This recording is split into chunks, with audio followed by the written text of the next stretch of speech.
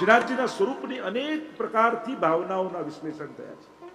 તો જેમ 12 અંગમાં 12 સ્કંદ છે, એમ જ શ્રીનાથજીની એક કંદરામાં જે ચિહ્નો છે એ પણ ભાગવતજીના પ્રતીક રૂપે વિરાજમાન છે. કેવલ એક કંદરાના દર્શન માત્રથી આખી ભાગવતનું પુણ્ય મળે છે. એ શ્રીનાથજીના દર્શનનું ફળ છે. તો એના સ્વરૂપ ભાવના કરતા સમજાવવામાં આવ્યું. શ્રીનાથજીની કંદરામાં 2 ગાય છે. એ છે પ્રથમ સ્કંદનું પ્રતીક, જ્યાં ધર્મ એટલે બળદ અને પૃથ્વી સંવાદ આવે છે. જ્યાં બળદ અને ગાય સંવાદ એટલે કે પૃથ્વી રૂપ ગાય અને ધર્મ રૂપ બળદ અને કલયુગ એને મારી રહ્યો છે, ત્યાં બંને સંવાદ કરે છે. તે પ્રથમ સ્કંદના પ્રતીક રૂપે છે. શ્રીનાથજીની કંદરામાં એક શુકનું ચિહ્ન છે, ઉપર પોપટનું ચિહ્ન છે. આપણે દર્શન કરીએ ને ત્યારે બહુ ભાવથી દર્શન કરવા. કોઈ કે અમને કરવા નથી દેતા, પણ ઘરે શ્રીનાથજી છે તો ખરા, એને ભાવથી દર્શન કરો. ત્યાં તો કોણ રોકવાનું છે? તો ત્યાં એક એક કંદરાના દર્શન કરો, આ એક એક ચિહ્નોના દર્શન કરો. કારણ કે આગળ વર્ણન કરીશ, નવધાએ નવદા ભક્તિ રૂપ પણ છે. કેવલ દર્શન કરવા માત્રથી નવદા ભક્તિનું ફળ પ્રાપ્ત થાય છે. તો દ્વિતીય સ્કંદ, જેમાં સુખદેવજી બોલવાનો પ્રારંભ કરે છે, સુખ ઉવા છે. તો આ જે સુખ છે એ દ્વિતીય સ્કંદના પ્રતીક રૂપ છે. શ્રીનાથજીની કંદરામાં એક મુનિ બેઠા છે, એ છે કપિલ ભગવાન. તૃતીય સ્કંદમાં કપિલ નારાયણની કથા આવે છે, સાંખ્ય શાસ્ત્રનો ઉપદેશ કરે છે. તો એના દર્શન માત્રથી તૃતીય સ્કંદનું ફળ મળે છે. શ્રીનાથજીની કંદરામાં બીજા 2 મુનિ બેઠા છે, એ છે નર અને નારાયણ. ચતુર્થ સ્કંદના પ્રતીક રૂપ છે. ચોથા સ્કંદમાં એમના પ્રાગટ્યની કથા આવે છે. શ્રીનાથજીની કંદરામાં એક ઘેટાનું ચિહ્ન છે, મેષનું. એ છે 5મા સ્કંદનું પ્રતીક. એના દર્શન કરવાથી પંચમ સ્કંદની કથાનું ફળ મળે છે. કારણ કે 12 રાશિઓમાંની પહેલી રાશિ મેષ અને કાલ ગણના એ પંચમ સ્કંદમાં છે. જ્યોતિષનું વર્ણન એ પંચમ સ્કંદમાં છે. એટલે ઘેટું એ પંચમ સ્કંદનું પ્રતીક છે. શ્રીનાથજીની કંદરામાં 2 ગાયો છે, ગાય ને એક વાછરડું. દૂધ પીતું જાય ને માને લાત મારતું જાય, છતાંય માં દૂધ પીવડાવવાનું બંધ કરતી નથી. આ તો એની પુષ્ટિ છે. આપણે કેટલા પ્રભુને શ્રમ આપીએ, કેટલા પ્રકારથી પ્રતાડિત કરીએ, છતાંય પ્રભુ કૃપા કરવાનું ક્યારે છોડતા નથી. આ જ એમની પુષ્ટિ લીલા છે. અને પુષ્ટિ લીલા એ 6ઠ્ઠો સ્કંદ છે. શ્રીનાથજીની કંદરામાં નરસિંહજીનું ચિહ્ન છે. એ છે 7મા સ્કંદમાં પ્રગટેલા નરસિંહ ભગવાન. જ્યારે તમે એના દર્શન કરો છો ત્યારે ભાગવતજીના 7મ સ્કંદનું ફળ તમને મળે છે. શ્રીનાથજીની કંદરામાં એક સર્પ છે. એ છે 8મ સ્કંદમાં સમુદ્ર મંથનમાં વાસુકી નાગને દોરડું બનાવી મંદરાચલ પર્વતથી જે સમુદ્ર મંથન થયું, એ વાસુકી નાગનું પ્રતીક 8મ સ્કંદનું પ્રતીક છે. શ્રીનાથજીની કંદરામાં એક ફરતો સર્પ છે. એ મુક્તિ, જેમ 9મ સ્કંદ એ 2 મોરના ચિહ્નો છે. શ્રીનાથજીની કંદરામાં એ મોર નિષ્કામ પ્રાણી છે, ભક્તો છે. અને એટલે 9મ સ્કંદ ઈશાનું કથા, ઈશસ્ય અનુગામી નામ કથા. શ્રીનાથજીની કંદરામાં શ્રીજી પોતે પ્રગટ બિરાજમાન છે. એ કોણ છે? તાસામાવિર્ભૂત શૌરી સોયમાન મુખાંબુજ પીતાંબર દ્રસ્ત્રગ્વી સાક્ષાત મન્મથ મન્મથ. રાસ મંડળમાં પ્રગટેલા પોતે નંદ નંદન મધ્યમાં છે. અને એટલે એ 10મ સ્કંદનું પ્રતીક છે. ફરતો સર્પ એ મુક્તિ લીલા, એકાદશ સ્કંદ. એમ કહેવાય કે સમય થાય ને કાચળી ત્યાગે નહીં, સાપ તો આંધળો થઈ જાય. મોહનું મરવું એ તો મુક્તિ છે. અને સર્પ એકાદશ સ્કંદનું પ્રતીક છે. અને ઊંચો ઉઠેલો હાથ એ આશ્રય લીલા, 10મ સ્કંદ. અત્ર સર્ગો વિસર્ગશ્ચ સ્થાનમ પોષણ મૂતય મનવંતરેશાનું કથા નિરોધો મુક્તિર આશ્રય. 12મા સ્કંદની લીલા એ આશ્રય લીલા છે. ઊંચો ઉઠેલો હાથ એ 12મો સ્કંદ. આમ શ્રીનાથજીની કંદરામાં આ 12 સ્કંદ બિરાજમાન છે, જે કેવલ કંદરાના દર્શન માત્રથી સમગ્ર ભાગવતનું ફલ પ્રાપ્ત થાય છે. અનેક પ્રકારથી મહત્તાઓ ગવાઈ છે. શ્રીનાથજીના સ્વરૂપમાં 7 સ્વરૂપ બિરાજમાન છે. આવડા કે હું આ ઘરનો તો આ મારા ઠાકોરજી, આ ઘરનો તો આ મારા ઠાકોરજી. હું તો ઘણી વાર કહું, નાના હતા ત્યારે ઘર ઘર રમીએ, બરાબર છે. મોટા થઈને તો છોડો. પુષ્ટિભાઈ આ ઘર, પેલું ઘર, મારું ઘર, તારું ઘર, પેલું ઘર, ક્યાં સુધી ઘર ઘર રમીશું? આપણે બધા જ શ્રી વલ્લભના ઘરના છીએ. 2 જ ઘર પુષ્ટિ માર્ગમાં છે. એક શ્રી મહાપ્રભુજીનું ઘર ને એક નંદ ગ્રહ ભજત બધાય, નંદ બાબાનું ઘર. અને એટલા માટે આ બધો જ વલ્લભનો પરિવાર છે. અને એટલા માટે 7 સ્વરૂપ શ્રીજીમાં છે. શ્રીજીના જ આ બધા સ્વરૂપો છે. જુદી જુદી લીલા કરતા દરેક સ્વરૂપની ભાવના આપણે ત્યાં છે. પ્રથમ શ્રી મથુરાધીશ, અને એમની એ ગોળ કંદરા જોઈ આપણને શ્રીનાથજીનો ગોળ કંદરાનો ભાવ આવે. દ્વિતીય સ્વરૂપ શ્રી વિઠ્ઠલનાથજી, અને શ્રી વિઠ્ઠલનાથજીના કટીમાં બંને હાથ જોઈ તો શ્રીનાથજીનો જમણો હસ્ત મુઠ્ઠી વાળો જોઈએ તો વિઠ્ઠલનાથજીના સ્વરૂપના દર્શન થાય. ત્રીજું સ્વરૂપ શ્રી દ્વારિકાધીશ, એમની ચોરસ પીઠિકા જોઈ આપણને શ્રીનાથજી બાબાની ચોરસ પીઠિકાનો ભાવ આવે, એમાં દ્વારકાધીશના દર્શન થાય. ચતુર્થ શ્રી ગોકુલનાથજી, ઊંચો હાથ શ્રીનાથ ગોકુલનાથજીનો એક જોઈ અને આપણને શ્રીનાથજીનો ઊંચો ઉઠેલો હાથ દેખાય, અને શ્રીનાથજીનો ઊંચો હાથ જોઈએ તો આપણને વિઠ્ઠલનાથજીના એમના દર્શન થાય. પાંચમું સ્વરૂપ ચંદ્રમાજીનું, બંને કુંડળો, આપણે શ્રીનાથજીના મુખારવિંદના દર્શન કરીએ તો આપણને ગોકુલ ચંદ્રમાજીનો ભાવ આવે કે ગોકુલ ચંદ્રમાજી વિરાજમાન છે. આપણે શ્રીનાથજીની ઠોડી જોઈએ, ચિમુક અને હીરો જોઈએ, આપણને બાલકૃષ્ણલાલજીનો ભાવ આવે. શ્રીનાથજીની જ્યારે બંને કુંડળ વાળા મુખારવિંદ જોઈએ તો આપણને મદન મોહનલાલજીનો ભાવ આવે. આમ સાતે સ્વરૂપ શ્રીજીની ભીતર વિરાજમાન જ છે, પ્રગટ સ્વરૂપે વિરાજમાન છે. સાતેની ભાવના એ જ રાસ પ્રકારની ભાવના છે. ભાવ ભાવનાના પ્રસંગોમાં આપણે જોઈએ તો આ જ બધા ચરિત્ર શ્રીનાથજીની જ જુદી જુદી લીલાઓના સ્વરૂપ છે. ભેદ નથી, લીલા ભેદ છે, સ્વરૂપ ભેદ નથી. હવે કોઈ વ્યક્તિ હોય એને ઘરમાં ફોટો પાડો, એનો ઓફિસમાં ફોટો પાડો, એને રમતા ફોટો પાડો, વ્યક્તિ એક જ છે, જુદા જુદા કામ કરી રહ્યો છે. એમ એ જ નિકુંજ નાયક શ્રીનાથજી જુદા જુદા રૂપે લીલા કરી રહ્યા છે. એટલે ક્યારેય પણ વૈષ્ણવે ભગવત સ્વરૂપોમાં ભેદ નહીં જાણવો. આ મોટા, આ નાના, ત્યાં ઠાકોરજી છે, મારા નથી, મારા છે પણ પેલાના નથી, એના ઠાકોરજી અહીંયાના. લોકો ઘણીવાર બહુ સિદ્ધાંત કરી ઠાકોરજી, જો આપણે ત્યાં ગ્રહ સેવા છે, કારાગ્રહ સેવા નથી, જેલમાં નથી રહેતા, ઘરમાં રહે છે ઠાકોર. ઘણા લોકો તો જેલની જેમ, કોઈને જોવા નહીં દઉં, કોઈને મળવા નહીં દઉં ને, કોઈને ના મળવા દે તો કારાગ્રહ કહેવાય. કોઈ વસ્તુનું અતિરેક એ આપણી અંદર કુભાવ પેદા કરે છે. ભાવ હોવો જોઈએ, કોઈ ના, પણ કોઈ વસ્તુનો પણ અતિરેક કરશો તે ભાવ જતો રહેશે. કારાગ્રહ એવું થાય, કોઈને મળવા ના દેવાય, બહારથી ભોજન ના આવી શકે, પેલાને કોઈ જોઈ ના શકે, આનું આ ના થઈ શકે, એને જેલમાં પુરાયા ને એ રીતે. આ બી તમારા છે, પણ વૈષ્ણવને જોઈને એ આનંદિત થાય છે, તમારા સ્વજનને જોઈને એમને પણ પ્રસન્નતા થાય છે. એ કેમ ભૂલી જઈએ છીએ? આપણા ઠાકોરજી છે, આપણા પરિવાર, આપણા સ્વજનોને જોઈને એમના સ્વજનો ન લાગે. એટલે અતિરેક નહીં કરે. આપણા શ્રીનાથજી બાબા તો અતિ કોમલ છે. તો શ્રીનાથજી બાબાના સાત સ્વરૂપની ભાવના, શ્રીનાથજીની ભીતર નવધા ભક્તિના ચિહ્નો બિરાજમાન છે. પીઠિકાની એ પણ ભાવના બતાવતા કહ્યું, શ્રીનાથજી બાબામાં સર્પ છે.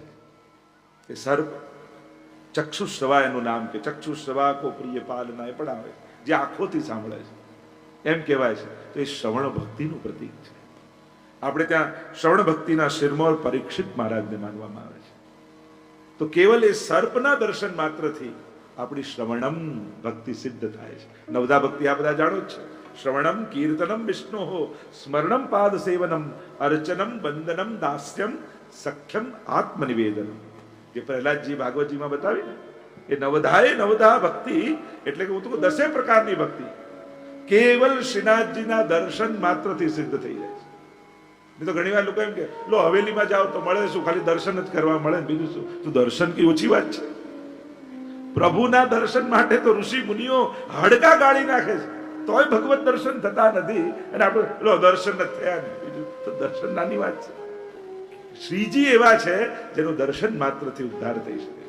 એટલે દર્શનને પણ નાનું ના ગણતા. અક્ષણવતામ ફલ ઇદમ, વેણુ ગીતમાં સાંભળો તો ખરા, દર્શનની મહત્તા કેવી છે, શ્રીજીની એક ઝાંખીની મહત્તા કેવી છે. ક્ષણવારની એક ઝાંખી પણ જીવનને ઉત્થાન, જીવનનું કલ્યાણ કરી દેનારી છે.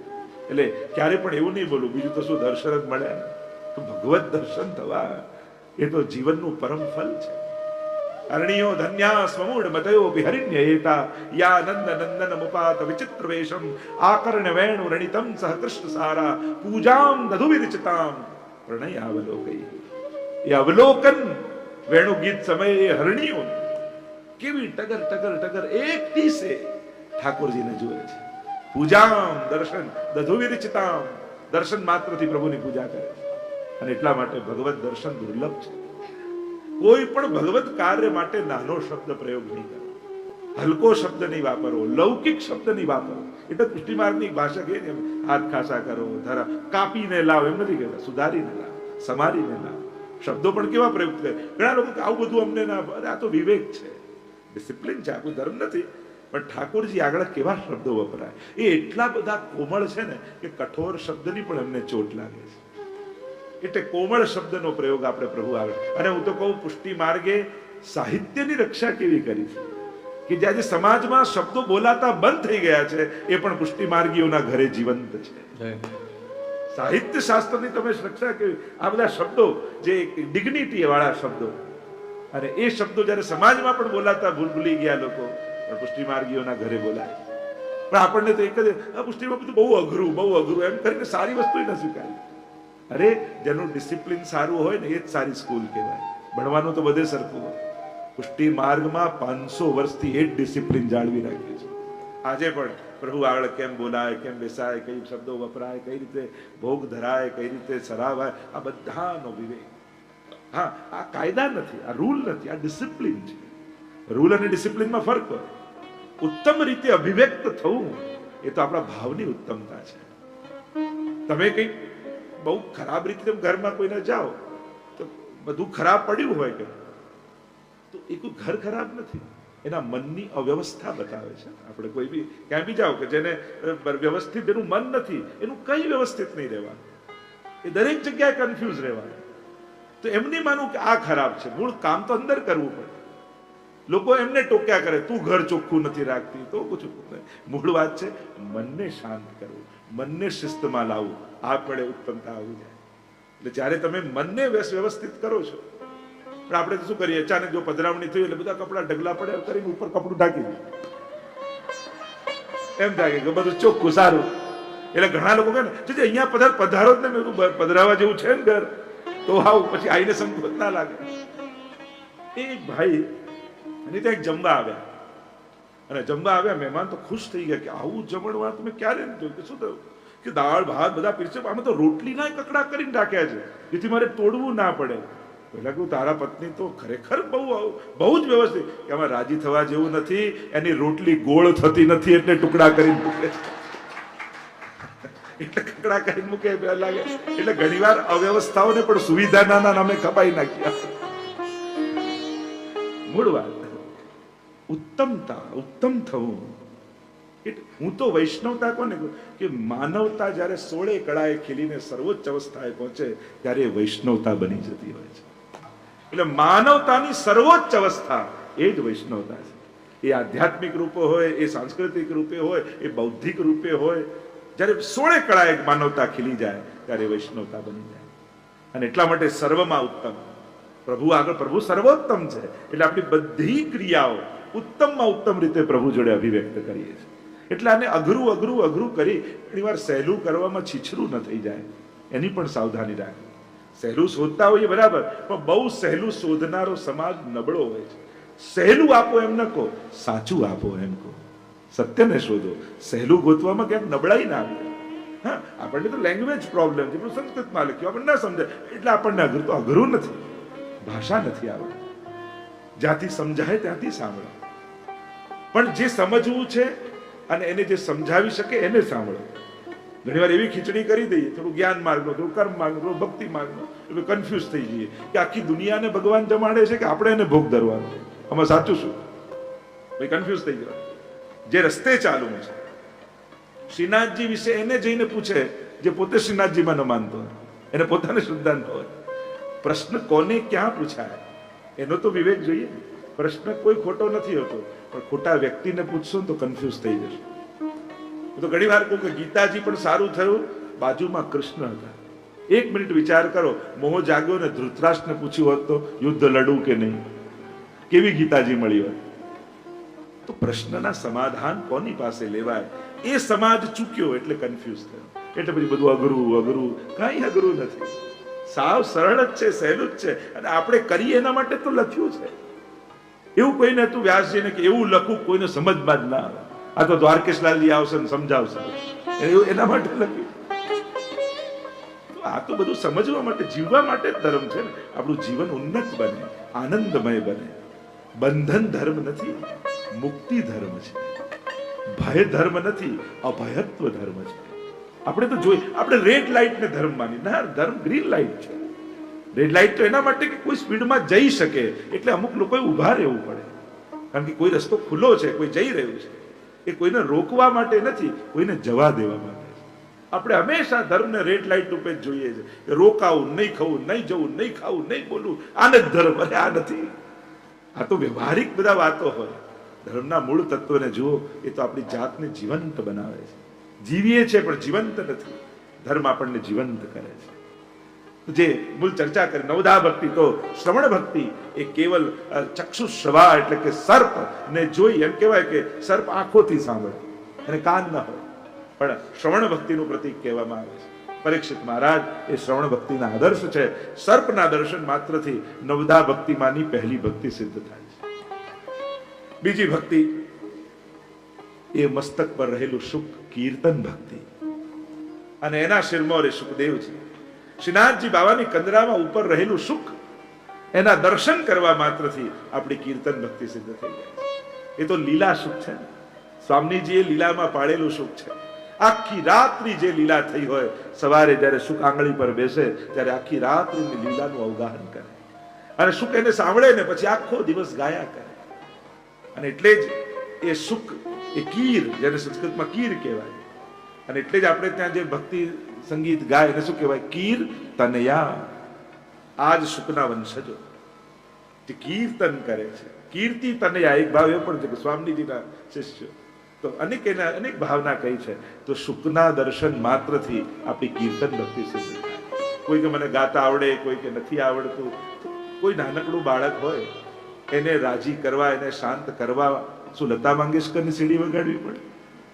ગમે તેટલું બેસુરું ગાતી હોય માં, પણ માનો અવાજ એના માટે કાફી છે. એમ ઠાકોરજી માટે તમારો અવાજ જ કાફી છે. તમે ગાશો એટલે અમારો શ્રીજી રાજી છે. વાર્તા સાહિત્ય કેટલા રૂપા પોરિયા નથી આવતો, એટલું બેસુરું ગાય કે ગોવિંદ સ્વામી વળ્યા કે જો આ ઠાકોરજીને ઊંઘ ક્યાંથી આવતો, આવું બેસુરું ગાય. બંધ કરાવી દીધું, ના ગાવા દીધું. બીજા દિવસે ગુસાઈજી આરતી કરવા પધાર્યા, જોઈએ તો ઠાકોરજીના નેત્રો લાલ થઈ ગયા. એવું બાવા પોઢ્યા નહીં કે ના, કેમ પેલા ગાયું નહીં એટલે પૂછું કેમ ના ગાયું? મને ના પડી કે આવું બેસુરું ગાય. તો ગોવિંદ સ્વામીને પૂછું કેમ ના પડી? બહુ બેસુરું ગાય છે. તો શ્રી પ્રભુને આવીને કહ્યું કે તો ખરાબ બેસુરું ગાય છે ને એટલે પ્રભુ ના પડી. અચ્છા, એ ગાતો તો, હું તો વાર્તા સમજીને સાંભળતો હતો. મને થાય કે મને વાર્તા કે છે, હું સાંભળતો હતો. તો પ્રભુ તો જો ખરાબ ગાશો તો વાર્તા સમજીને સાંભળશે, અને વાર્તા તો ઇન્ટરેસ્ટિંગ પણ હોય ને બોરિંગ હોય. તો પ્રભુ તો આપણા અસાધનને પણ સાધન માનીને સ્વીકારે. આપણી અનાવડતમાં આપણી આવડત ગોતી લે ઠાકોર. ગાતા ના આવડતું હોય તો એમ માને કે આ કહે છે બહુ સારું, વાર્તા બહુ સારી કરે છે. અનાવડતમાં પણ આવડતને શોધી લે. મૂળ વાત, એક વાત સમજો, એમને તમારી કોઈ વ્યવસ્થાથી પ્રેમ નથી, એમને તમારી જોડે પ્રેમ છે. આપણે મૂળ વાત ભૂલી જઈએ છીએ, અને બાકી બધું યાદ રહે. ઝાંપી નથી ને એટલે સેવાની, ધારી નથી ને એટલે સેવાની, આ નથી ને એટલે સેવાની, કૂવો નથી ને એટલે સેવાની. નહીં કરવાના 1000 કારણ આપણી પાસે, પણ કરવાનું એક જ કારણ છે, ઠાકોરજીને તમારા હાથની સેવા જોઈએ છે. એ તમને પ્રેમ કરે છે. આ બધું તો હતું જ એની પાસે, આ તો બધું છે જ. આ બધાની એના માટે મહત્તા જ, એના માટે મહત્તા વસ્તુની નહીં, હાથની છે. તમે પેંડો ધર્યો, એ પેંડો એને નથી રુચિ, એને તમારા હાથમાં રુચિ છે. કોના હાથમાં? નાનું બાળક હોય ને, એને વસ્તુની મહત્તા ના હોય, એને હાથની મહત્તા હોય. બીજો અજાણ્યો આવીને ચોકલેટ આપે તો ના લે, પણ માં આપીને કઈ બી આપે ને તો માના હાથે લઈ. મૂળ વાત, એને માં જોડે પ્રેમ છે. ઠાકોરજીને તમારી સાથે પ્રેમ છે. એ વસ્તુ જયારે ભૂલી જશો ને, બાર ગામ જઈએ પછી સગવડતા ના સચવાય, ઘર જેવી સેવા ન થાય, તો ના થાય ને. બાર ગામ તો શું થઈ ગયું? ઠાકોરજી પણ જાણે છે કે બાર ગામ જઈએ છે ઘર જેવું નહીં થાય. પ્રભુને ખબર છે, તમને એકલાને ખબર છે, એને ખબર છે, એ જાણે છે. બાર ગામ જઈએ તો બાળકને કેવું વહેલું ઉપાડે, ઉઠાવીને નથી લઈ જતા. જે ટ્રેન હોય એ પ્રમાણે બાળક, તો ઠાકોરજી વહેલા જાગી જાય. જાણે જ છે ને, તમારી સાથે જ રહેવા આવ્યા છે. અને સાથે રહેવા માટે બંને પોતપોતાનું છોડવું પડે, ત્યારે જ સાથે રહેવા. તો પ્રભુ તો તૈયાર છે. આપણે બધી વ્યવસ્થાના નામે કેમ એ છૂટે એ વિચારીએ છીએ, કેમ એ સાથે રહે એનો વિચાર. આપણે ત્યાં તો તમે અત્યારે આમ વિચાર, મહાપ્રભુજી કઈ રીતે પધરાવી જતા હશે બતાવો. કોઈ ઘર હતું, કોઈ મકાન હતું, પૃથ્વી પ્રદક્ષિણા કરતા, એક ધોતી ઉપરનો એક ઝાંપીજી, અને ગામની બહાર કુવા તળાવ હોય ને એના વૃક્ષ નીચે બિરાજ્યા હોય મહાપ્રભુજી. ચાલતા જઈએ તો કોઈ ટાઈમે પહોંચીએ, ત્યાં તો આ રીતે જ બિરાજતા. મૂળ વાત મહાપ્રભુજી અને ગુસાઈજી સમયના પુષ્ટિ માર્ગને જોશો ને તો એટલો સહેલો છે, પણ છેલ્લા 100-200 વર્ષના પુષ્ટિ માર્ગને જોવા જશો ને તો બહુ અઘરો લાગશે. બાકી મહાપ્રભુજીના સમયના પુષ્ટિ માર્ગને જો, ગુસાઈજીના 252ના પુષ્ટિ માર્ગ કઈ કઠિન નથી. એક ઝૂંપડું, એક ઓરડાનું ઝૂંપડું હોય, એમાં ઠાકોરજી બિરાજતા. એકલા ગામમાં બહેન રહેતા હોય તો સેવા કઈ રીતે કરતા હશે? બધાના રસ્તા છે, એને કરવું જ છે, બધાના માટેના માર્ગ છે. એ તો પાછળથી જયારે રાજા મહારાજાઓ બધા સેવક થયા, વૈભવ થયો, એટલે આચાર્યો એમ વિચાર કર્યું કે ના, બધું તો ઠાકોરજીમાં જવું જોઈએ. એટલે રાજસી સેવા આવી અને ઘણા બધા પ્રકાર પ્રગટ થયા, બધા જુદા જુદા સુંદરતા અને ઉત્તમતાથી ઠાકોરજીને લાલ લડાવવાનું શરૂ. એનું મૂળ કારણ શું? વૈભવ પ્રભુમાં. આ બંધન કરતા ન થાય, આ પ્રભુના સુખાર્થ થાય. પણ આપણે એ વૈભવ ને પ્રણાલિકાની ઘણી વાર એટલા બધા ફસાઈ જઈએ છે કે સેવા છોડવા તૈયાર થઈ જઈએ. વૈભવ ને સેવા ન માનવું, સેવા કંઈક જુદું છે, અને વૈભવ તો આપણા દ્રવ્યનો અંગીકાર છે. ઘણી વાર લોકો શ્રીનાથજીમાં એટલે ત્યાં તો ઘી અને તેલના કુવા, તારે કૂદવું છે, શું કરવું છે કુવા? એમાં આપણે તો શ્રીનાથજી સાથે, એને વૈભવ નહીં તો બીજા કોને હશે? લોકો તો એનાથી રાજી થઈ થઈને જોવા જાય, કુવા જોવા જવાનું છે. મૂળ વાત એ છે, સેવા શબ્દને સમજો. ઠાકોરજી તમને પ્રેમ કરે છે, આ વાત સમજાઈ જશે તો આ બધું ગૌણ થઈ, સેવા સાવ સહેલી થઈ જશે. જે ભાર બની ગયું છે ને સેવા આપણા જીવનનો આનંદ છે, એ બંધન ને ભાર નથી. પ્રભુ આપણા આનંદનું કેન્દ્ર છે, પણ એને ભાર બનાવી લેશો ને. વચ્ચે જે પુષ્ટાવા આવ્યા ત્યારે મેં એને કહ્યું કે તે જિંદગીમાં ઘણા નિર્ણયો લીધા હશે, ઘણા ડિસિઝન લીધા હશે, સારા નબળા એના પરિણામો તને મળ્યા, સારામાં સારા નિર્ણયો પણ તે લીધા હશે, પણ તારી જિંદગીનું બેસ્ટ ડિસિઝન કોઈ હોય તો એ આજનું છે. આજે તે તારા ઘરે ઠાકોરજી પધરાવ્યા, કારણ કે બાકી બધું તો બંધન કરનારું હતું. આજે તે તારા મુક્તિના દ્વાર ખોલ્યા છે. અને મેં એને એ જ કહ્યું, ગભરાય. એને લોકો એટલો ડરાઈને મેં કીધું, લોટરી લાગે તો રાજી થવાનું હોય, દુઃખી ના થવાનું હોય કે ક્યાં વાપરીશ. એને બધું રાજી થવાનું હોય કે આ લોટરી લાગી. એમ પ્રભુ પધારે આનંદની વાત છે. હવે કેમ સાચવીશ ને ક્યાં રાખી, એ બધું પછીની વાત છે. ઘણી તો ચિંતાઓ ભાગ્યશાળીને હોય, એ સાધારણને ના હોય. કોઈ એમ કે આખા ઘરમાં એસી આજે ચાલતા નથી, 5-5 ગાડીઓ પડી છે, કોઈ ડ્રાઈવર નથી, આ ઘરેણા ઘરમાં પડ્યા, લોકરમાં મૂકવાનો ટાઈમ. હવે આવી ચિંતા તો કેવા નસીબ વાળાની હોય કે બધા ઘરના રૂમમાં એસી હોય, આટલી કાર હોય, આટલી જ્વેલરી હોય. કઈ ના હોય ને આવી ચિંતા હોય તો પ્રભુને જગાવવા પડશે, સામગ્રી કરવી પડશે, ભોગ. આવી ચિંતા તો નસીબ વાળાને હોય, જેના ઘરે ઠાકોરજી હોય. જેને ના કાંઈ ના હોય એને હોય આ બધી ચિંતા. એને તેમ થાય સવારે શું રસોઈ બનાવું, આ શું જમશો, ઓફિસે જતા પહેલા કહી દેજો, સાંજે શું ખાશો ને. એ તો પછી આમાં જ પડ્યા હોય, એમાં જ ખપી જાય જીવન.